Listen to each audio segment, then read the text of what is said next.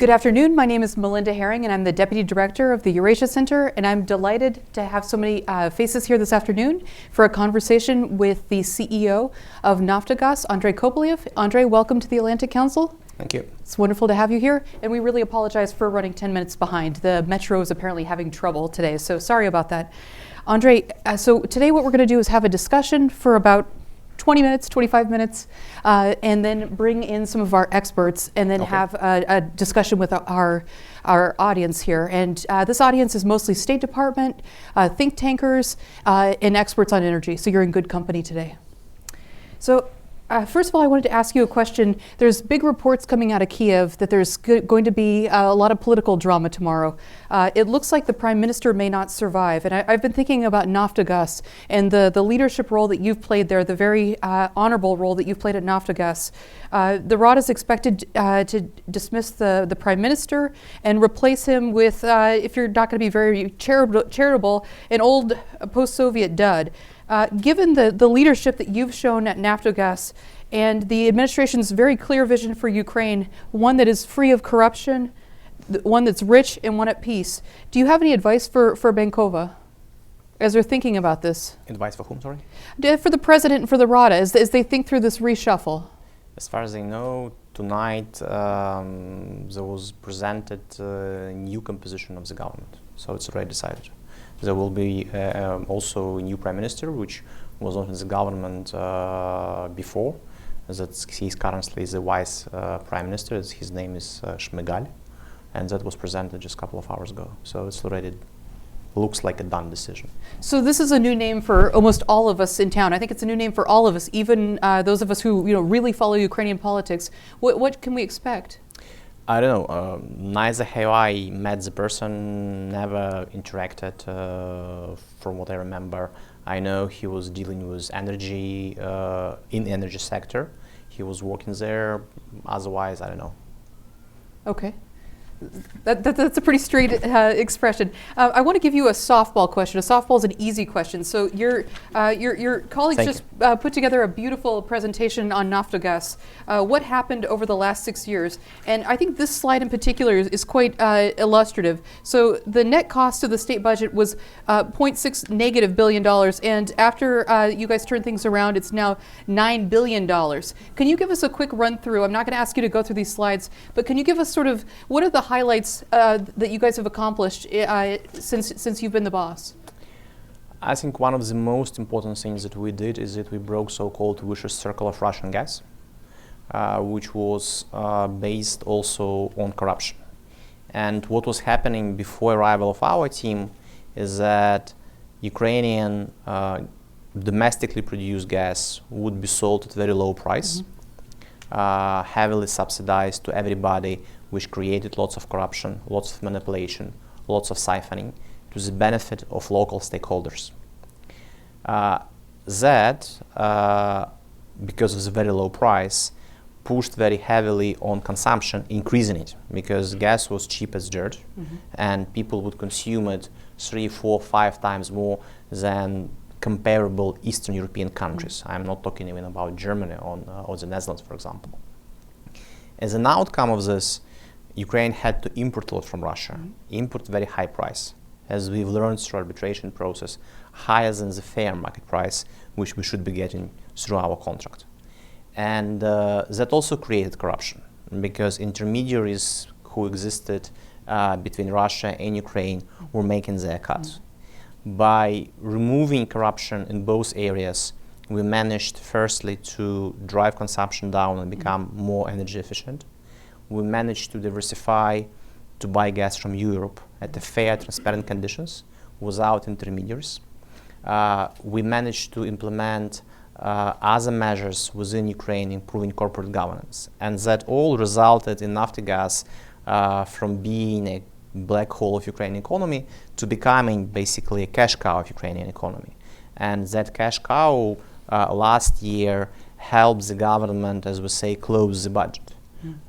Before even getting $3 billion from Gazprom, from operational cash flows of Naftogaz, we helped government, we prepaid taxes in the amount close to $800 million so that the budget could become whole.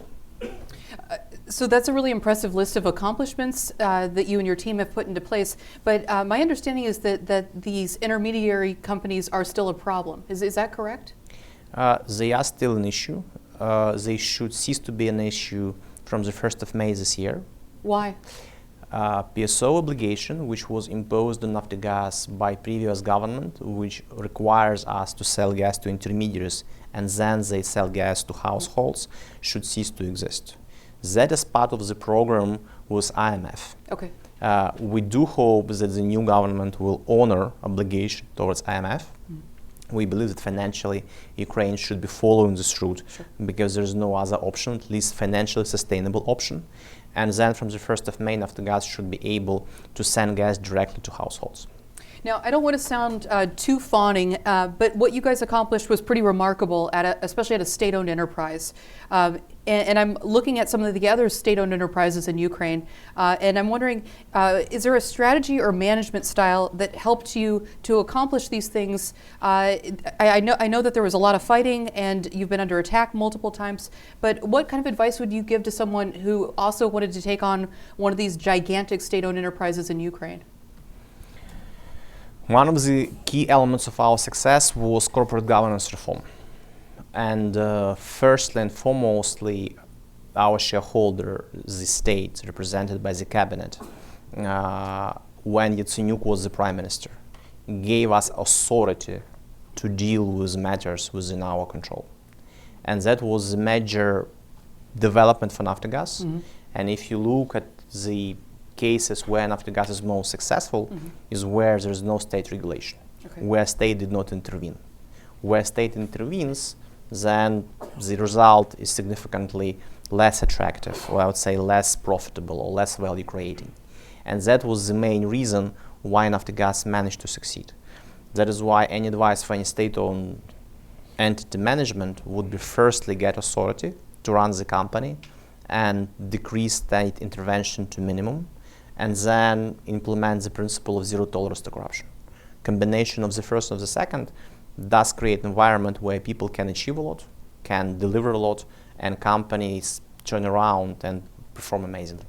Can you say more about the zero tolerance toward corruption? Did you have an ombudsman's office within Naftogaz? How did you do that? Well, firstly, you need to use common sense. That's the most simple way to fight corruption, and you need to actually adopt this principle within your team. But secondly, and this is where Naftogaz, by the way, now is undergoing transformation, we implemented a lot of controls, real controls, not the fake ones. Like what? Internal audit, which is subordinated not to executive team but to supervisory board, which is totally independent from us. Compliance procedure, financial control. But again, at the end of the day, in corporate control theory, there are several lines of defense. For example, internal audit is the last line of defense. First line of defense is management themselves. Management should think differently. Management should be motivated with proper compensation to be pragmatically interested in the positive outcome for the company in a non-corrupt way. That's the main principle. So we've had this argument in Kyiv recently about the compensation of executives in Ukraine, and you believe that that's a key part of your success and yes. Of reforming. What's an appropriate salary for an executive or an executive team level in Ukraine? It should be defined as the same salary as people in similar commercial, not state-owned organizations are getting. If it's lower, then again, going back to common sense principle, then you should ask this person why this person is working for state-owned company when he or she can be getting higher salary elsewhere. The result will be pretty obvious. What do you do with public outrage, though, when the average salary is $400 a month? That's a difficult discussion. Unfortunately, this is one of the vulnerabilities that Naftogaz had and still has, and which is misused by many politicians.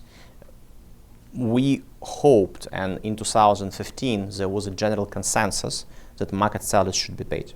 Our salaries did not come from our decision.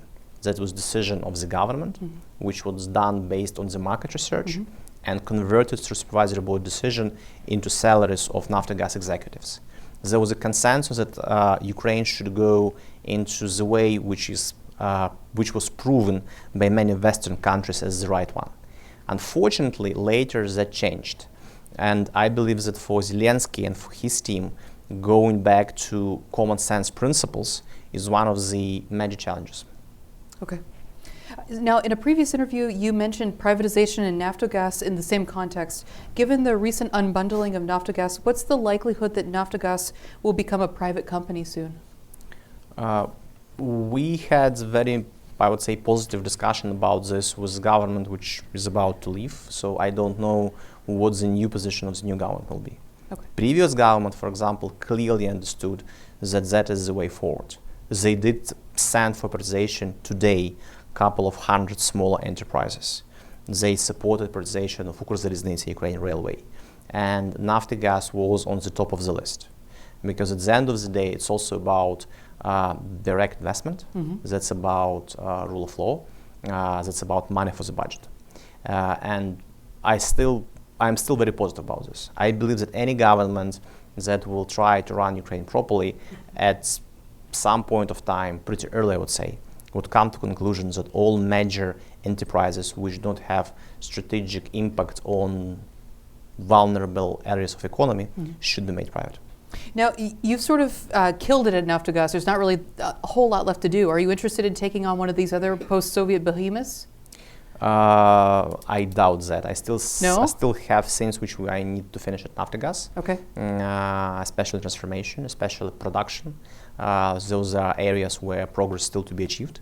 Okay. But otherwise, I'm not really interested in running other state-owned companies. That's a pretty tough job. Yeah. Talk to us about Nord Stream 2. This crowd is really interested in that subject. Is it game over for Nord Stream 2? And what kind of games do you expect the Russians to try next? The game is not over yet. Russians will try to create their own technical capacity to finish the pipeline. As we all know, they are not really good at creating efficient and modern vessels. If you look at the best air carrier, that explains a lot. But still, possibility does exist. And we are currently discussing also here to see how to make sure that that project is actually dead. Okay, let me just cut to the chase. So you have a lot of friends in this room, people from the Hill, from the State Department, and nerds at think tanks like me, and we really want to help Ukraine. What practical and real steps can Ukraine's friends take to ensure Ukraine's energy security? I think Nord Stream 2 was one of the major steps which was taken, and we hope that US government will continue the same direction. Moreover, what is very promising from our side is that there was a myth created by proponents of Nord Stream 2 that it can be stopped. Now that we have proven that they were lying, that policy should continue. Also, it's very important that international institutions help Ukraine and new government finish corporate governance reform. Without corporate governance reform, without proper supervisory boards, without independent people who insulate state-owned enterprises, not only Naftogaz, every single enterprise, the likelihood of Ukraine becoming a prosperous place, as Mr. Szalinski promised, or energy independent place, is pretty low. Okay, so insist on corporate governance boards. Yes. Okay, any other advice? And the third one, this is where we Naftogaz see our main new battle, is to help us achieve energy efficiency. We have achieved a lot so far, but now it requires more investments, more technology, and more competence. And that's probably the main area of battle also for Szalinski. Since under new reform, the new government will not be able to influence the price, but in order to stay popular, they may influence the volume. So by decreasing the volume of consumption, the final bill can be decreased. And that's the political promise, which, as I understand, Szalinski wants to deliver. Can you step back for a minute and think about the Naftogaz story and what you guys did? Again, this figure is pretty remarkable. Can the Naftogaz story inspire other companies and state-owned enterprises in Ukraine to adopt anti-corruption and transparency policies? Well, we see already some companies following the same route, and there are management of other companies who, for example, getting advice from us. They talk to us. Can you tell us any names? Well, for example, Ukrposhta, Igor Szalinski. Sure. He's one of the, I think, bright reformers who is trying to go in the same direction. To my surprise, I was recently invited to advisory board of a private company with the same request: please help us deal with issues which are similar to the ones you had in Naftogaz.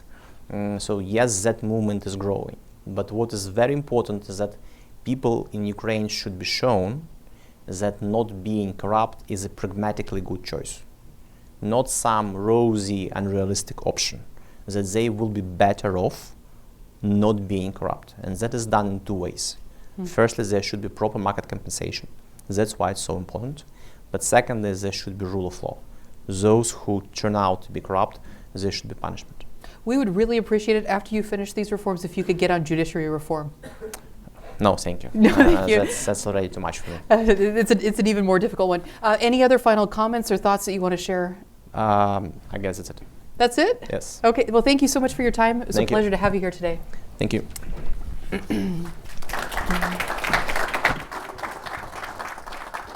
Now, if you would give us a minute to reset the stage, we're going to bring our panelists up. Just give them a minute to reset.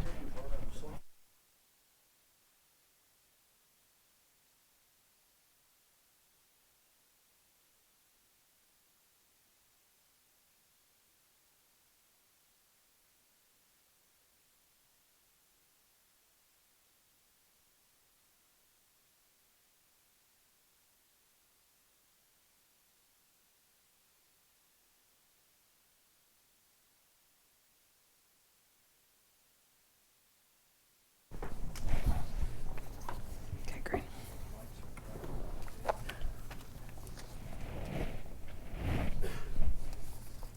Great. So now it's my pleasure to welcome Ambassador John Herbst, the director of the Eurasia Center. He doesn't need an introduction. Ambassador Dick Morningstar in the middle, the founding director of our Energy Center. And on my far left is Dr. Michael Carpenter from the Penn Biden Center. Thank you, gentlemen, for being here this afternoon. Mike, I'd like to start with you. What does the Naftogaz Gazprom deal look like? Can you just give us a broad outline? What mechanisms are in place to protect Naftogaz if Russia diverts natural gas transports through alternative pipelines? Okay. Well, let me start by saying that the deal is crucial, and Ukraine's energy market has always been the #1 locus of corruption and governance issues in Ukraine. So getting this market right is central to everything else that happens in Ukraine. I think that's important to state at the outset. The deal between Naftogaz and Gazprom is a 5-year deal. It requires that Gazprom ship 65 BCM or billion cubic meters of gas in the first year, this year, and then that decreases to 40 BCM for each of the subsequent 4 years. In addition to that, Gazprom has paid Naftogaz $2.9 billion that was awarded to Naftogaz by the Stockholm Arbitration Court. As well as additional interest and back payments that in sum total are approximately $5 billion. Now, in return for that, Naftogaz has agreed to drop most of the claims and assets that it was seeking to attach or freeze, if you will, in various different parts of Europe, with the exception of claims that Ukraine maintains to stolen properties in illegally annexed Crimea. So that is set aside. Gazprom pays $2.9 billion plus, and then there is this agreement to ship those volumes of gas that I discussed over the course of the next 5 years. Now that's going to net Ukraine about $7 billion in total.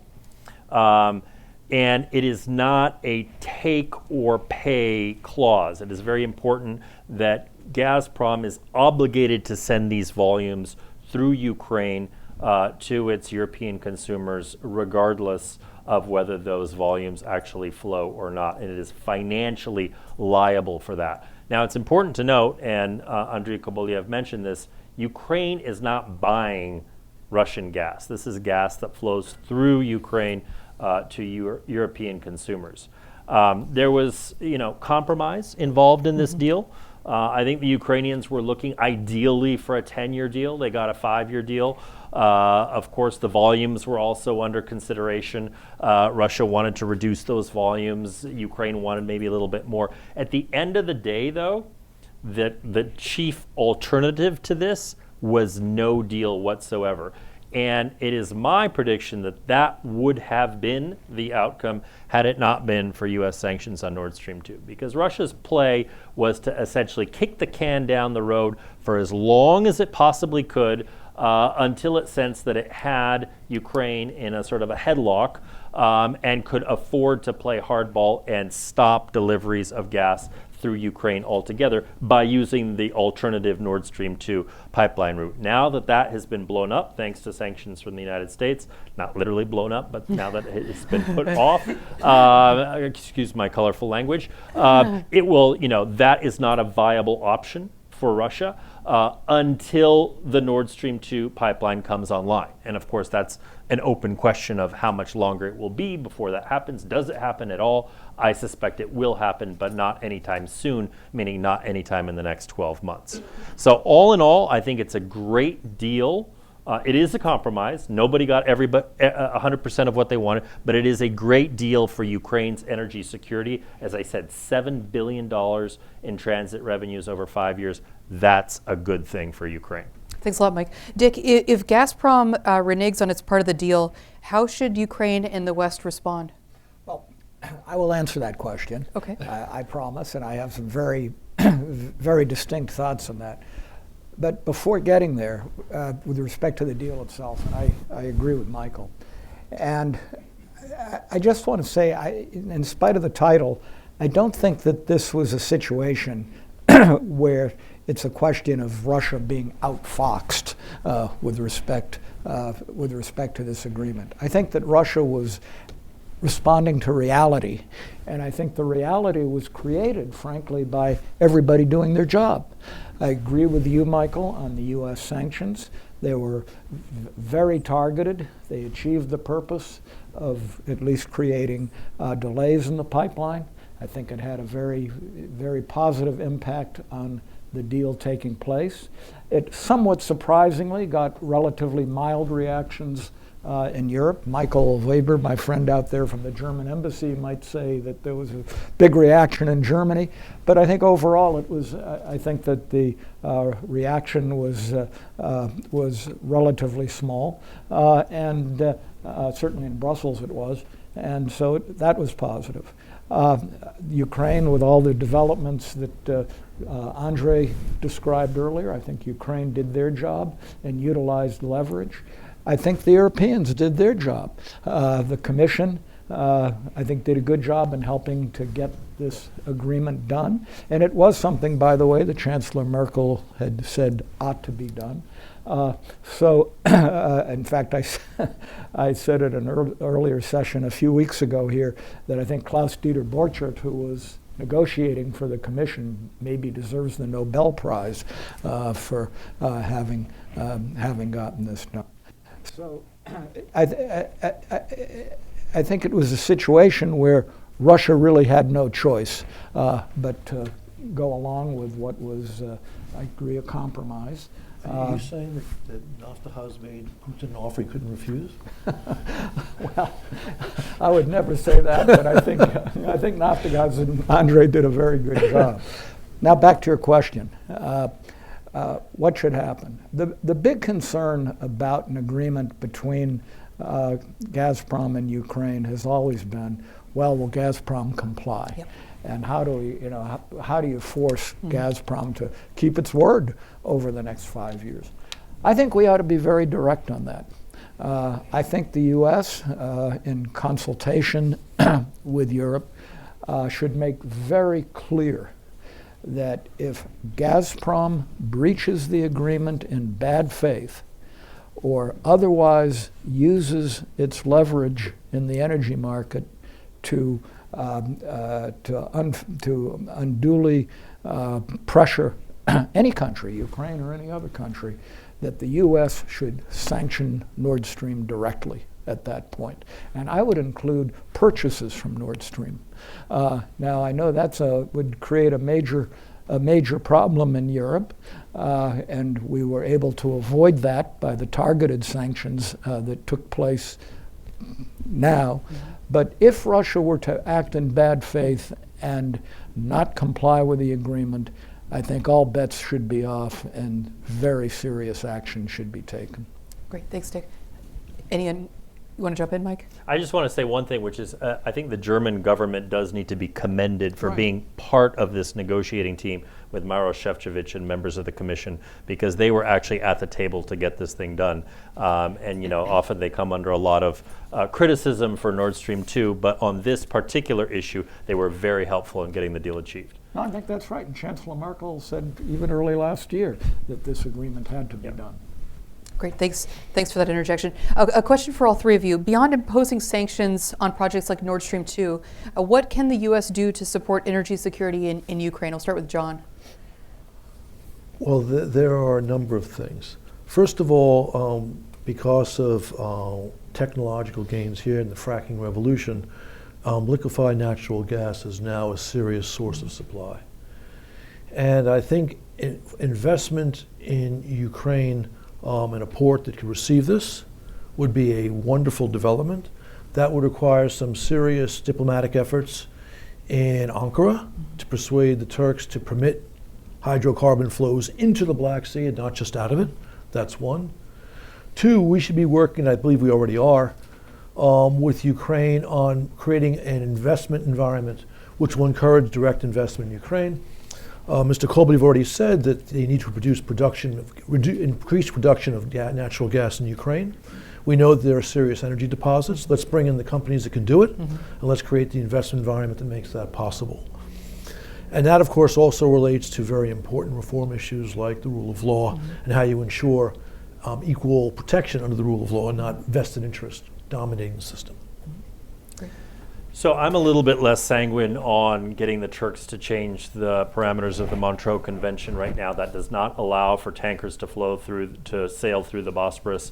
I don't think we're going to change that anytime soon. So I don't really see that. I mean, it's a nice idea theoretically. I don't really see that as a practical idea anytime soon. I think investment in domestic production is one of the issues. But the number one issue, how the U.S. can help Ukraine become energy independent, is what Andrei mentioned earlier. It's energy efficiency, helping them with reforms to achieve energy efficiency. So much energy is wasted in Ukraine. It's one of the most wasteful countries in the world when it comes to the consumption of energy. And that it makes the prices skewed and does not create an incentive to reduce. That's being corrected now, but it has historically created disincentives for saving energy. So that should be one of our number one priorities. And then, of course, the infrastructure of reverse flows is very important. Much of that is already in place, allowing Ukraine to purchase reverse flow gas. And by the way, folks in this room ought to know that Ukraine is now helping through the Odessa-Brody pipeline for Belarus to get oil via Ukraine and via also ports in Lithuania, which is really, something that was unthinkable 3 or 4 years ago. So the whole game is changing, and Ukraine should really be at the center of that change. Yeah, I don't have a whole lot to add, and I agree with what both of you said and the need to work with Andrei for all of the things that you were talking about. I'll make one comment on LNG. I agree with what you said that, hey, LNG tankers are not going to go through the Bosporus. I mean, I've dealt with that issue for years. It's just not going to happen. But there's been an argument that given that the Turk Stream 1 pipeline will replace, as far as it supplies to Turkey, the Trans-Balkan pipeline, that by reverse flow, you could put LNG through the Trans-Balkan pipeline back to Ukraine. That could be done. The issue would be Russian pressure. And that how much pressure would Russia put on the countries that are where the Trans-Balkan pipeline goes through to keep them from doing that. But that has been a suggestion as a way to get LNG to Ukraine. But it's not going to happen going through the Bosporus. I agree with you there. John, can you please give Naftogaz a report card? How effective have their efforts at reform been, and what still needs to be done? I left Ukraine as a diplomat in 2006, and I went back for the first time in June of 2014. And the very first meeting was with Andrei Kobylev and Yuri Vitrenko and their team. And they laid out in June of 14, when everybody expected there to be a great effort by Moscow successfully to use gas as a weapon in the winter of 14-15, what they were going to do. And what they were going to do was to enact reforms to increase gas pricing, to reduce, therefore, the great drain on the to reduce overuse of gas and the great pressure on the budget coming from the gas sector. They were going to get reverse flow from Europe to help pull in more gas, and they were going to increase gas production. And I remember there was a group of us, Paula Dobryansky, Damon, and we all left that room very impressed, but wondering how in the world were they going to do it. And everything they laid out for us happened. And that's just a signal achievement of Andriy and Yuri and their team, some of whom were in the room here.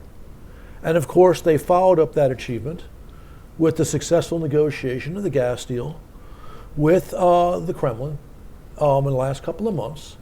And they did it precisely because the plans they were working on for several years came to fruition. And that's the reality that Dick was referring to. So these guys have done an extraordinary thing already.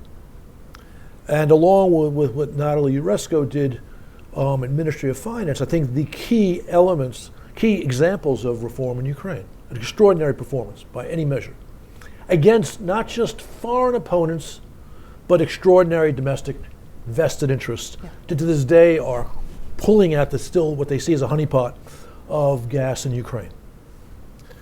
Now, having said that, it ain't over. And a major battle, which of course those of us who follow Ukraine have been watching for months into years, is who actually controls Naftogaz. And here you come to the question of the supervisory board and who gets to choose.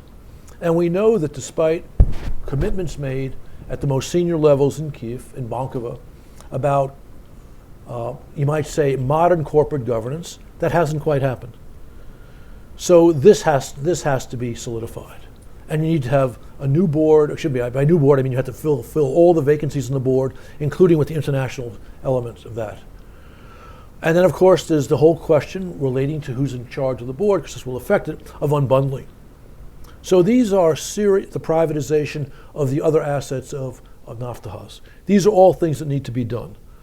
But again, against the background of an absolutely extraordinary achievement. Thanks, John. Dick, what will happen to the energy sector in Ukraine as popular support for renewable energy grows among Ukrainians? I don't know that there'll be a direct causal relationship between the importance of renewables in Ukraine and the overall energy sector. And gas is going to continue to be a tremendously important part of the energy transition. That's not going to stop. My understanding, Andrew, correct me if I'm wrong, is that Ukraine is committed to go to like 20% renewables, is it, by 2030? And that's a good thing, and Ukraine taking its responsibility to lower emissions. But gas, I think, is going to continue to be tremendously important, and I don't think that will ultimately affect the gas sector. Okay. John, another question for you. Andre just talked to us a little bit about privatization that he wants to begin and that the previous government wanted to begin. What obstacles or opposition should he expect? And how can he make this happen? Well, again, Ukraine's a country where, as a general proposition, a few people have become very rich by leveraging their contacts in the government.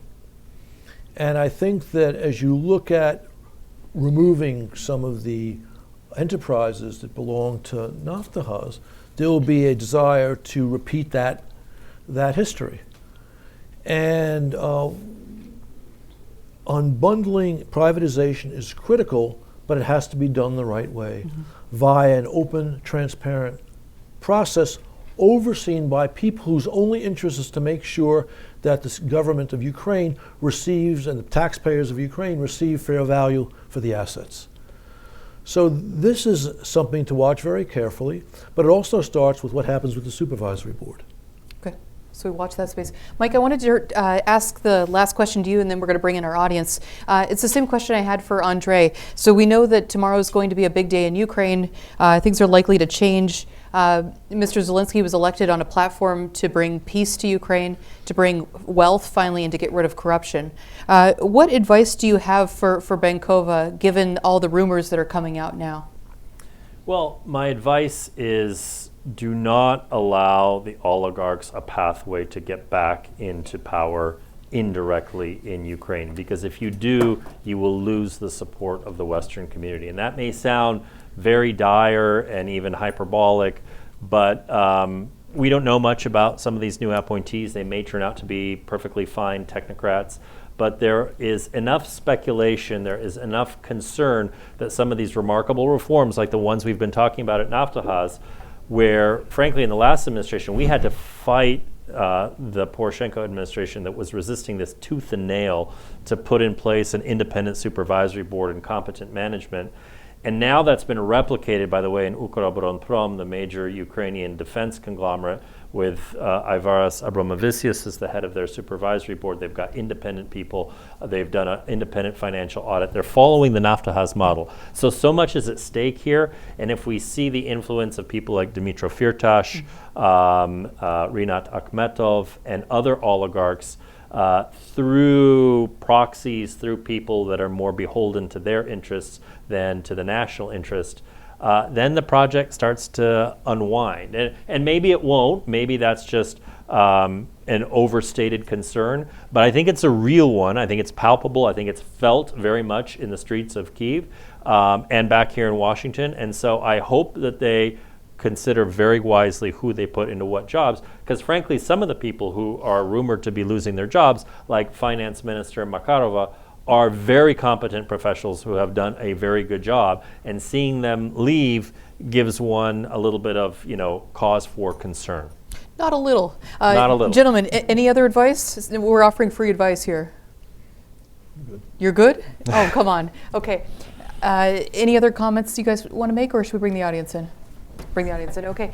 Now it's your turn. We have 40 minutes for questions. So if you could raise your hand, I'll call on you. Please say your name, your affiliation, and please ask a question. So first question right here, guys. Deborah Kagan, Oh. Transatlantic Leadership Network. Hi.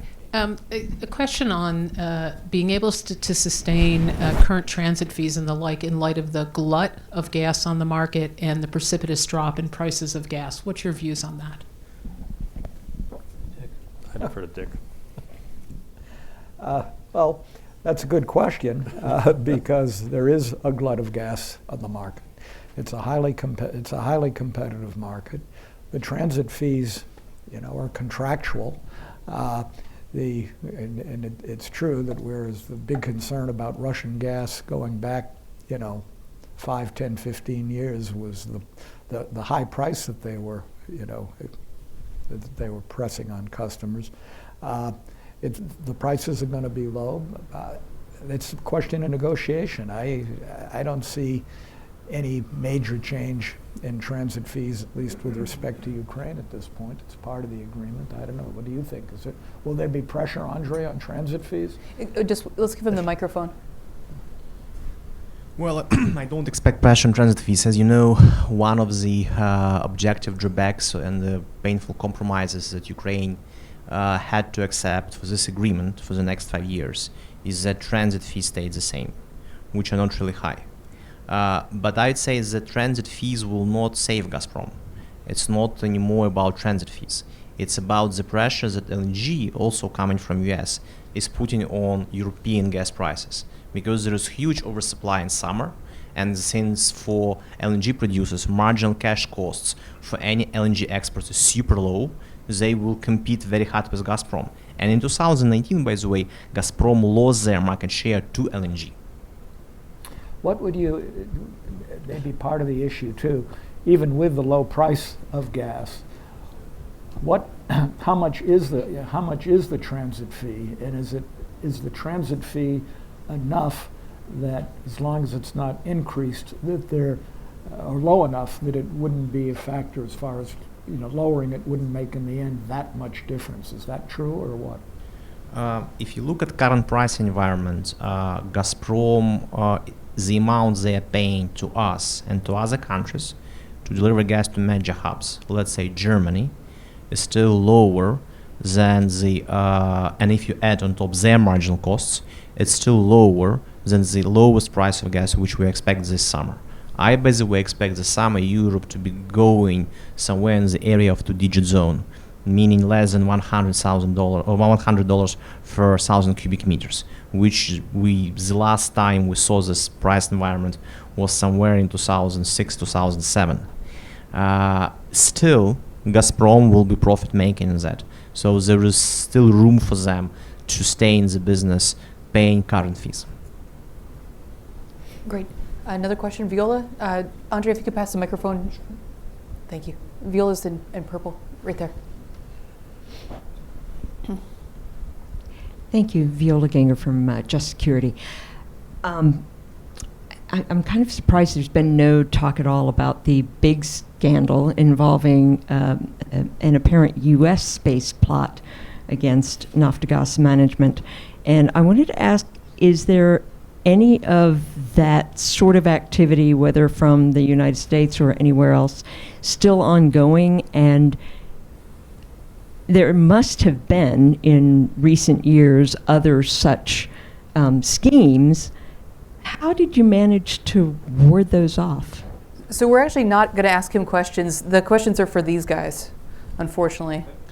Well, You owe me, Andre. The questions are for these guys. Michael wants to get involved in this. What's that? Well, so for those who maybe don't follow this as closely, the gentlemen who have been in the news and whose names are, I think, quite familiar to most people, Igor Fruman and Lev Parnas, who either worked for or paid Rudy Giuliani, depending on how you look at their relationship, were involved in an effort to try to replace the leadership of Naftogaz with someone that would be more amenable to not only their interests because of some stake that they had in this scheme and it was really a scheme, it wasn't very well thought through, to ship LNG to Ukraine and make money off that. But they were also channeling, and this is very important, the interests of Dmytro Firtash, for whom Lev Parnas was later paid money to serve as an interpreter, and who has financed directly or indirectly a lot of their activity. And that should be cause for concern, because that means that there are, again, oligarchic interests, if this is true, who are trying to derail the leadership of Naftogaz, a reformist institution in Ukraine, in order to put in place people who would be more amenable to the oligarchic interests that have robbed Ukraine of billions of dollars over the years. And I really commend a 2014 Reuters investigative report on the role played by Ukrenergo, which was, of course, owned by Dmytro Firtash, also half owned by Gazprom, that served as a middleman, diverting literally billions, more than $10 billion in profits away from the gas industry and into the private pockets of people who were otherwise not at all involved in creating any wealth or value. Great. Any other questions? A question here, please. Bob Eichert from the Atlantic Council.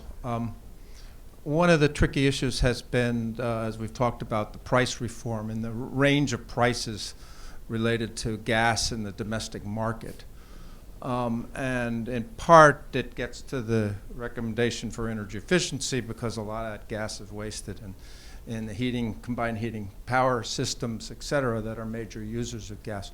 Can you, and my question really relates to sort of in the unbundling, the role of distribution companies in relationship to this price, these price aspects, and has that been sufficiently rationalized to really support the energy efficiency objective? Thank you. That should really go to Andre. Well, so there, I mean, we can talk about the issue of the oblgazes, which remain very problematic because they essentially get a fixed price and then they're able to distribute that and seek rents essentially from the difference. And also they have not historically paid back the debts that they owe to Naftogaz as a result of this deal that was cut at some point in the past. And so reforming that whole system of oblgazes, or regional gas distribution centers, I think is safe to say, is a major issue that still stands before Ukraine. In fact, I don't know the status of where that reform process is, but it has been for the last several years a major issue. And again, it goes to oligarchic interests and their role in distorting the energy market. But will the unbundling deal with that issue? Could we have the microphone again, please? Thank you. It's important to understand that there are two levels of unbundling which should have happened in Ukraine. Unbundling of high-pressure pipelines, which was Transgaz, which we did last year, by the way, with the help of Governor Goncharuk, and that was done amazing speed, and we are very grateful for him for having trust in us and supporting us in that. But also in low-pressure system, the pipelines which enter every single house or household or whoever, this where unbundling did not happen. Oblgaz are still controlled by Dmitry Firtash, in most of them. The companies that supply gas to households are also controlled by him. And what happens is that they are blocking existing households to move from one supplier to another. For example, a household who wants Naftogaz to supply directly. They come to Oblgaz trying to switch the supplier, and they're being blocked. So far, that has not been removed. And until that restriction and that, let's say, market manipulation does exist, final consumers don't get all the benefits of free market. They hate the fact they can't switch, and that also negatively impacts energy efficiency. Because in order, for example, to receive energy efficiency service, where, let's say, I ask a company to invest into my boiler, they put in their money, they become my supplier, and we both share the efficiency gain. Let's say we split 50-50. Then you need to change supplier. So that is not done. And doing real unbundling in the retail sector, that's one of the major challenges for the regulator, for Zelensky, for the new government. Otherwise, it not only damages the economy, it damages their political image, because consumers and households are not happy. They are paying market price, but switching is not allowed. That's not normal. They're not even paying market price. A lot of people that I've talked to are being ripped off. So they're being charged high prices, and they're not actually getting what the bill says that they're getting. Yeah, there are many unregulated elements which needs to be regulated. And there is a very simple recipe which we will always use in Naftogaz reform. So we are trying not to invent Ukrainian bicycle. We're saying here is the benchmark European solution implemented. In our case, what's also not implemented, we are still buying gas in volume, whereas we could be buying that in energy. And if you buy gas in energy, then all those discrepancies go away. You pay for how much energy or calories or megawatts or kilowatts you're actually buying. So that's another step that Ukraine has to make. By the way, that step is part of the addendum to association agreement, which Ukraine signed and the Verkhovna Rada ratified. And this year, that addendum should be implemented. And the addendum simply says, take European rules, translate them into Ukrainian, and implement them without any amendment. Period. And if they do that, does that get rid of Firtash in the Oblgaz's system, or do you need further reform? If all codes are implemented properly meaning not in imitation way, but actually implemented, then there will be free switching of consumers between suppliers. Where you cannot eliminate Firtash is that he controls physically the last mile. That's the company owned by him. And that's another law which you need to adopt to put him in a proper condition. For example, as far as I'm aware, in US, the regulations which allow government to take control over critical infrastructure if there is failure of management. Yep. And that should be done in Ukraine. If you manage your property in a proper way and there is no abuse, do it. But if you fail, government should have the right to step in. That's a different law which we don't have, but that's something we would also strongly urge government to do.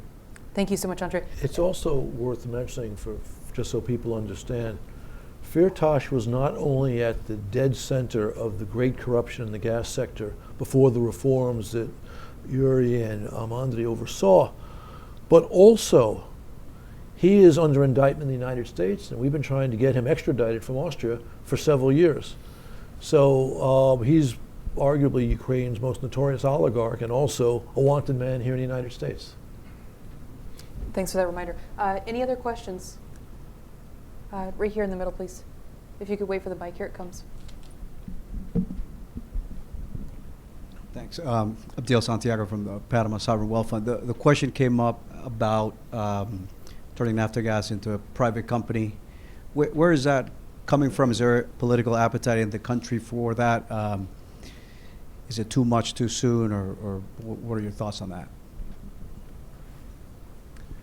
Well, I can start. I think there's a reluctance on the part of the government to turn Naftogaz into a private company, because then you lose control and you lose the ability to extract rents. I mean, as I said at the outset of this panel, the Ukrainian gas industry has always been the greatest source of rents for corrupt oligarchs and the biggest disincentive to good governance in the entire country. And so I think giving up by any government, no matter what their intentions, I think you give up that opportunity to manipulate the sector. And so there's some hesitancy there. That doesn't mean that they don't go through with it, but I don't see anyone within the government outside of the Naftogaz folks actually clamoring for privatization. You just don't. Maybe there's some reform-minded people, but they tend to keep that to themselves. No? Okay. Any other questions? You guys are shy today. Well, Yes, please. I'll break the silence here. Thank you. Under the Energy Community Treaty, I mean, a lot of the requirements of the Energy Community Treaty, Ukraine has been working hard to meet, including the unbundling and transparency. Nobody's mentioned the energy regulator, and I was interested in how you view their progress in this area. Either both electricity and gas are important in this regard. Are they increasing their independence and transparency under this government, et cetera? Thank you very much. Mike, Dick, John, You wanna take who wants to take that? No? Andre? Andre. Could we? Andre, you should be up here on the panel. Actually, Because, I mean, these questions about, specific questions about are really this is your bailiwick. Ukrainian regulator did not perform really well, as we can see from objective facts of the previous several years. Unfortunately, many reforms died in their rooms, in their cabinets, and some of them were done in 2014 and 15. From 2016, I would say they were mostly blocking. However, there is a good piece of news that under the new president, there is a new regulator, there is a new head, and so far our interaction with them has been positive. What is difficult for them is that they need to help new guys understand that they should release powers, they should actually make regulator independent, and stop pushing them politically. If that is done, then we can fix lots of issues which so far are well known. For example, it's within the hands of regulator to implement trading with gas in calories, not in volumes. It's their decision. It basically doesn't require any investment. It's just regulation which you do, you explain, and you go ahead. Whether they will have courage for that remains to be seen. So far, we saw them doing a couple of courageous moves in December when Gazprom negotiations took place. This year, again, remains to be seen. Andre, while you have the microphone, I want to ask you another question. We talked a lot about management culture and the importance of bringing in CEOs that receive sufficient compensation, the importance of honesty in management. Do you think there's an education problem in Ukraine as well? Do you think that if more CEOs had Western-style MBAs, that would improve the governance at top companies, or is that sort of a side issue? Well, definitely proper Western education does help.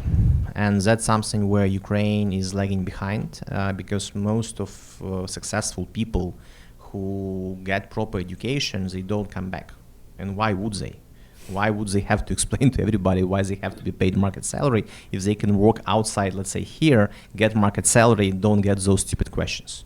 They would actually ask for a premium for answering those questions on top of everything else they're doing. Okay, but you came back, so I'd love to know the answer to that question. Why do crazy people like you come back? Well, I'll give you a secret. I don't have Western MBA. In our team, there was another guy who had the MBA. That was his job to do this. So we had a combination of person with Ukrainian education and Western style MBA. And by the way, I don't believe in success of a group of management which is either totally Western educated or totally Ukrainian educated. There should be a combination of both because you have to connect both worlds. then this whole system is working properly. Otherwise, I haven't seen successful people or teams who are again on eyes-off extremes. But also what is important for people who get Western education on top of salary is to actually see the rule of law. I was surprised that because of the visa-free regime, many Ukrainians now have access to work, let's say, in Poland and other countries. Yep. And we in Naftogaz saw sufficient, or not sufficient, but significant deliberate layoffs. So people were leaving, and they're leaving to work in Poland and Germany. And when we checked their salary levels, it turned out that they're getting there the same salary as they get in Naftogaz. I'm talking about middle and low level people. And when I was surprised because the cost of living there is higher than Ukraine. So pragmatically, it's a strange solution. Getting the same salary, you'd feel better off in Ukraine. And the reply was, look, Andrei, it's not only about salary. It's also because we enjoy the rule of law. We enjoy proper environment, legal, financial, infrastructure. We enjoy their other things, which we are prepared to pay for, even getting the same salary. That's why we're making this choice. So it's not only about money. It's also about the feeling of making the right thing, of moving in the right direction, which is very important for many young people, especially after Revolution of Dignity. I saw many people coming to Ukraine after that event. Now some of them are frustrated, some of them have left, and big task for Szalinski and his team to convince those people either to stay or to come back to Ukraine. If they fail in doing so, the issue of hiring proper people in Ukraine is a huge issue. For example, at top level at Naftogaz, I recently convinced my supervisory board to hire 2 foreigners, which was not the case ever for this company. So we hired a former VP from Shell and a senior partner from McKinsey to transformation, simply because we need someone who has been working big listed company who knows practically how those things are done. That's about Shell guy. And we need proper transformation expert. They don't speak Ukrainian, by the way, and I had to go for English-speaking executive board. All members of EB and Naftogaz speak English, and I am strongly against putting on EB anyone who doesn't speak English for a reason that makes our life too difficult. That's how far I have to go to get proper talent right now. And I will not also open you a secret if I tell you that these guys are getting pretty sound high Western salary, because otherwise they would not come. Sure. This is exactly the issue that keeps me up at night, is that there are millions of people who have moved to Poland, Czech Republic, Germany, and the birth rates are low in Ukraine, and the government has to do something to keep young people there. That really is a hard issue. One other management question for you, and then we're going to turn to Deborah. Within Naftogaz, do you have any kind of mentorship program? So you as a CEO, are you grooming and looking for the next CEO and the next COO? We're really big on this in the US. Do you guys have anything formal like that or informal? Well, we have formal succession planning procedure. For example, I as a CEO have one individual, we don't call it KPI, we call it OKR. That's the new stuff that we borrowed from US tech giants, which is to develop my successors. Everything else is group stuff, so I depend on other people. On top of that, we have performance management system, which is also based on OKR approach. OKR stands for objective key results. And every quarter, every manager has to talk with subordinates about how they are moving in achieving their objectives, how they are moving in key results which were promised to deliver.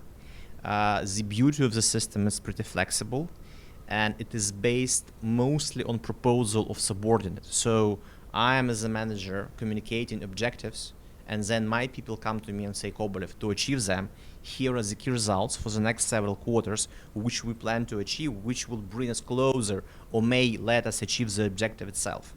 And discussion on the progress, on how those objectives will achieve, how the person has developed, that part of the mentorship approach which we foster in Naftogaz. And I must tell you, those discussions sometimes can be very hot and very emotional, especially if we have group key results and we have discussed in groups what was done right, what was done not exactly right. That helps a lot. So these Western techniques of management, where we are trying to stick to substance, not to the form, they help a lot to develop people. Great, thank you very much. Deborah, and then a question here. So I wanted to build on this question of local talent and mentoring and the like. So there's other NGOs who are involved in Ukraine, like Strategist and others, who are working to develop a cadre of highly educated, high-tech students and potential workers who are very experienced in artificial intelligence and the like. Is there any intersection between Naftogaz and these other NGOs so that they become a place where this talent can go and actually stay in Ukraine? That's a great question. Andre, do you want to have my chair? No, you can have my chair. No, don't worry. I would say not much. We have not seen so far NGOs which would which for us are practically of, let's say, of practical interest. What we are doing right now is that we are developing our own network of universities who will prepare staff for Naftogaz Group with the help of foreign government of Canada. And that will be very oil and gas oriented education, professional education. We do have an institute in Ukraine. By the way, Ukraine is a cradle of oil and gas industry from many, many years ago of Europe. So there are many people who are very proud of what they're doing, and they've been doing this for many years. But definitely we need fresh air in terms of new knowledge, new competence, new technologies, new approach. What we also do, we extensively send our people to work with our partners. For example, we are currently doing several projects with Schlumberger, with Halliburton, where we are sending people to their sites to be trained. Great, thank you. A question here. Jason Gresh, the U.S. Army and Center for Strategic International Studies. I actually have a question for the panel. I was just wanted to come back to the question of sanctions on Nord Stream 2. And since many have criticized the sanctions coming a little bit, too fast or a little bit too much too late, or too little too late. I'm sorry. What kind of scenario do you envision or conditions do you see in the future of lifting of sanctions off of Nord Stream 2? And what sort of scenario do we see looking ahead that would trigger the U.S. to lift these sanctions, given the diversification of LNG and other alternative energy sources? All right. First, I've been an advocate on sanctions on Nord Stream 2 for a long, long time. But I wouldn't call the sanctions too little too late. You could say they were just in time, and they were certainly sufficient because they stopped the project dead in its tracks, despite a very, very extensive campaign to persuade the opponents of Nord Stream 2 that the game was over. The Russians are now trying to have a ship, because they don't have it at the present time, that has the two capacities necessary to make this project work, which is a competent pipe laying capacity, which is not clear that they have, and also a technology which allows their ship to lay the pipe while staying in place on the ocean without using an anchor. And they have one ship which can lay pipes and one ship which has that capacity, but not one ship that does both. And it's going to take them a while to develop such a capacity. And I don't know how long that while is, but I'd be willing to wager a year's salary. It's going to take them at least about a year, and probably more than that, to do it.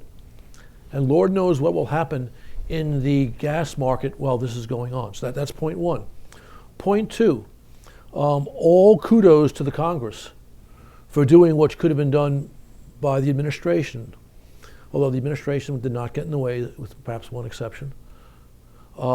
And Congress is not forgetting this issue. So you had, in this case, a truly smart sanction. Very narrow, but a killer, like a sniper's bullet. And Congress is not forgetting this, and they'll be watching what goes on. And as the Russians proceed to try and build this capacity, they'll be paying close attention.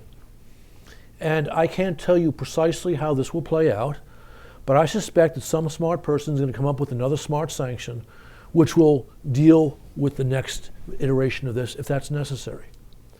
But it's also possible that market conditions might be such that this will not be necessary. Yeah, I think that it is highly unlikely that these sanctions that are in place now would be lifted at any time prior to the completion of Nord Stream 2. I do think that these sanctions were in fact very clever in that they were limited, weren't going after major European companies, weren't, quote, killing the project, were delaying the project.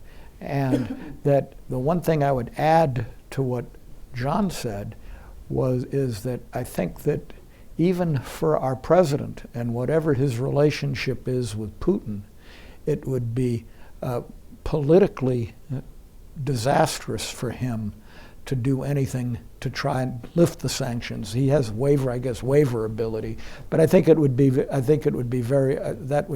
unlikely. Let me be clear. I was not, when I said with perhaps one exception, I was not thinking of the president. I think President Trump's views on this are on the side of the angels. Right. So, but I do think I do think that's unlikely. I think, in fact, it's interesting. I was going to make a comment if your question didn't come up, that I think one of the reasons why there was some shyness from the audience compared to prior sessions is I think the situation is what it is right now. The sanctions are in effect. There hasn't been a huge reaction. It's going to delay the project to some extent, along with other things that are going on in Europe. You still have to comply with the amendments to the Energy Directive. There's the OPAL judgment. There are a few other things that need to be taken care of. So it will be delayed probably at least a year or two. And that as far as future sanctions, I mentioned, if Russia doesn't comply with the agreement, there ought to be. But I think Russia's going to need Ukraine for the next several years for at least the quantities that it has agreed to.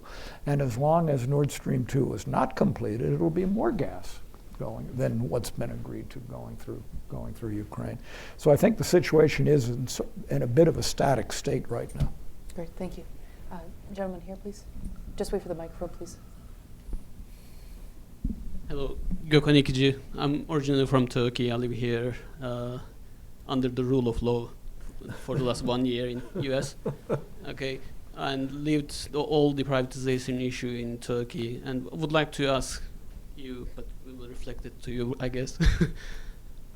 Nothing happens without releasing the control over prices. Okay, no investments in natural gas, no LNG terminals, no privatization, no renewables, because when prices are subsidized, nothing happens. What is Ukraine's plan, strategy in the following 5 years about the control over prices by Naftogaz or by other parties? Thank you. Thank you. Thank you. I'll leave that to That's an Andre question. Andre, come on up here. No, I can't take your place.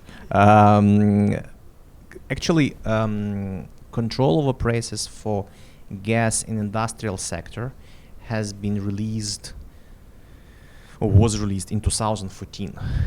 Controls for households and other consumer categories also already released from January this year. So now gas market in terms of price is not regulated by the government. And that one of the biggest achievements of the reform. From the 1st of May, remaining of these regulations or obligations will be fully cancelled, meaning there will be no price regulation whatsoever.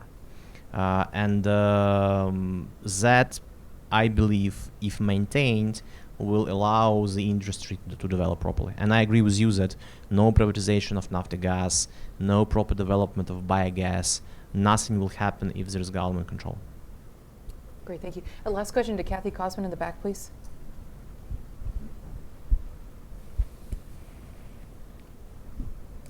Thank you. I just wanted to ask if one of you could describe if there is an environmental movement in Ukraine connected to the energy industry. Thank you. Thanks. That's an interesting question. Who wants to take that? Andre? You should have left when you had a chance on it after your talk. May I ask you to repeat again? Is there an environmental movement in Ukraine? Energy sector. So it's purely environmental. The NGO sector, are there movements, are there civil society groups that are putting pressure on Naftogaz or the government to reduce energy use? It would be a, sort of to dive in. I would say that there's no one pretty serious who I am aware of. The pressure is not there. We as Naftogaz, we are doing emission reduction programs, methane control, and other things. We've been doing this with the help of EBRD and a couple of international sponsors at our own decision. Firstly, it is our policy that we should be environmentally conscious. Secondly, if we want to go to public markets, for example, issuing Eurobonds and even going to list our shares, we have to follow these rules. So yes, we do this. We have never had any major accident related to environment, no big oil spills or whatsoever. We had some issues with wild activists who were against hydrofracking exercises, but we believe they were not from environmental side, but rather pro-Russian activists who wanted to block production growth. And in some cases, they were very successful. But otherwise, I would say that Ukraine here is not even close to Western world. Thank you very much. Thank you so much for your attention today. If you could please put your hands together and help me thank, first of all, Andre.